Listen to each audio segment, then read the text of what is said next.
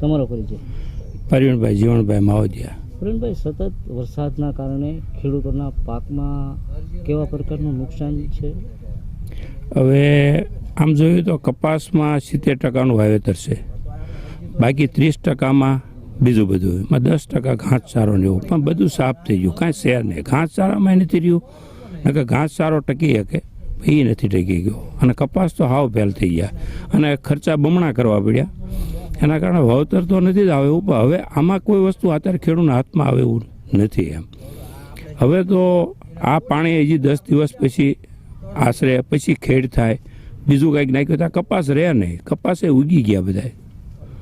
અને આ પરિસ્થિતિમાં થોડુંક સરકાર કાંઈક ધ્યાન આપે, કે સરકાર ખેડૂત સામું જોઈએ અને અમને એવું કહે કે ભાઈ તમે સહાય થોડી જાજી આપે તો વ્યવહારિકમાં ખેડૂત ઊભો રહી શકે, કે ખેડૂત રહેશે નહીં. આવે વીઘે કેટલાનો ખર્ચ કરતા હોય છે ખેડૂત? 20,000 રૂપિયાનો ખર્ચ કરતા હોય છે. આવું હોય ત્યારે 5,000નું વધારે થાય, નકર એટલું ન થાય. એના વરસાદના કારણે બધું ખાતર દવાયું એ બધું વધારે નાખવું પડે, એટલે વધારે ખર્ચો થાય. તો ખેડૂતો હવે કઈ રીતે ઊભો રહી શકશે?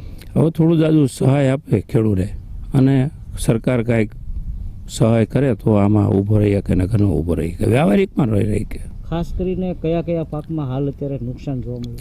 કપાસ, તલ અને મગફળી એ વધારે નુકસાન છે. અને ઘાસચારો તો શું છે, ચારવાનું છે એટલે થોડું જાજુ ચલાવી લે, બાકી એમાં નુકસાન તો છે જ. શું નામ તમારું? મારું નામ ગોવિંદભાઈ ભગવાનભાઈ, ગામ સેંથળી. ગોવિંદભાઈ, સતત વરસાદ પડી રહ્યો છે, તેના કારણે ખેડૂતોના પાકને નુકસાન જોવા મળી રહ્યું છે. શું કહેશો, કેવા પ્રકારનું નુકસાન? હવે કેવા પ્રકારનું તો એ કંઈ કહી શકાય, તમારી નજર સામે દેખાય છે. કપાસ જોવો એટલે બધો બળીને ખાક થયેલો છે. હવે ખેડૂત જેઠ મહિના વાતનો ખર્ચો કરતો અત્યારે સુધી આવ્યો હોય, હવે એ ખર્ચાનું વળતર નથી મળ્યું. નફો તો નથી મળે એવું, પણ વળતર નહીં મળે. હવે તો ખેડૂતને શું છે, કપાસ, તલ, સિંગ જે આ બધી મોલાતું ઝાર, ઢોરાને ચારો આ બધો ફેલ ગયેલો છે. ફેલ એટલે એ લેવા પણ એમાં કાંઈ થયા નહીં. હવે શિયાળું પિત્ત હવે નવા સટ્ટી કરવાનું થાય તો નવા ખર્ચા થાય. હવે આ ખર્ચા કર્યા આનું વળતર આવે એવું નથી. તો બધી ખેતી ખર્ચાને આ બધું ગણો એટલે નવી શિયાળું પિત્તની ખર્ચો કરવાનો રહે. તો અમારી માગ એવી છે, સરકારશ્રી જો આ ખેડૂતને થોડુંક સહાયરૂપ થાય અને કંઈક આ ખર્ચા પેટે વળતર આપે તો ખેડૂત એમનામ શિયાળો પિત્તે કરી શકે અને એમને પગભેર રહી શકે. હવે આની ઉપર ખેડૂતને બધાને આશા રાખીને બેઠા હોય, પણ ભગવાનને કોપને કોઈ આંબી શકે નહીં, એટલે બધું ફેલ ગયેલું છે. આમ કહેવાય ખેડૂત જગતનો તાત, પણ ખરેખર ભગવાન રૂઠે ના, જગતના તાતનું કાંઈ હાલે નહીં એની ફાંએ, એટલે બધું ફેલ ગયેલું છે. એ માટે સરકારશ્રીને એક જ વિનંતી છે, બધા ખેડૂત પબ્લિક જેને નુકસાન થયું હોય ને સરકાર તરફથી કંઈક વળતર આપે તો ખેડૂત એમ રહી શકે, એવી અમારી માંગ છે. કેવી આશા હતી કે નીપજ આવશે? આશાની તો વાત જ ન થાય. વરસાદ ન થયો હોત તો પછી 30 મણ કપાસ તો પાધરો થઈ જાય, અને આ રીતે બધી નીપજ આવીને તૈયાર થઈ રહી હતી. હવે આ બધી ધૂળ ધાણી નીપજ થઈ ગઈ.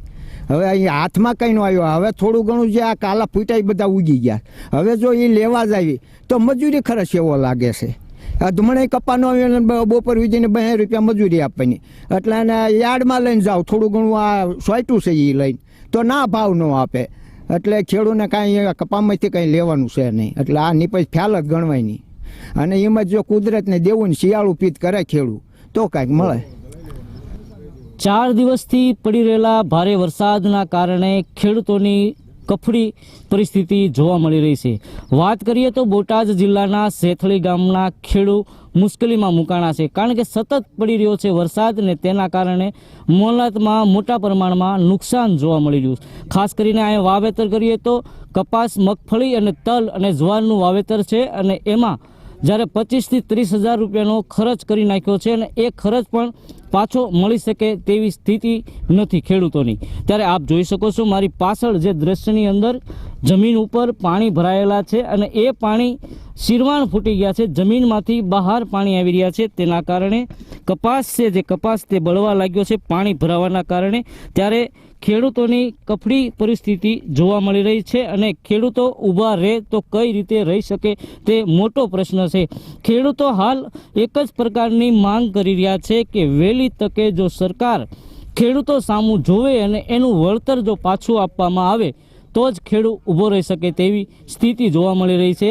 કારણ કે દર વર્ષે વરસાદ સારો થશે ને મોલાતમાં કાંઈક નીપજ આવશે અને એમાંથી દીકરા દીકરીઓના લગ્ન કરશું ને એ ખર્ચ એમાં વાપરશું. પરંતુ અહીં તો ખર્ચ એવું કહી શકાય કે મોઢામાં આવેલો કોળિયો ચીનવાઈ ગયો.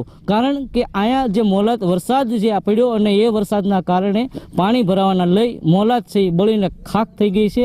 ત્યારે ખેડૂતોને ઊભું રહેવું આ સમયે જે બહુ મોટી પરિસ્થિતિ ખરાબ જોવા મળી.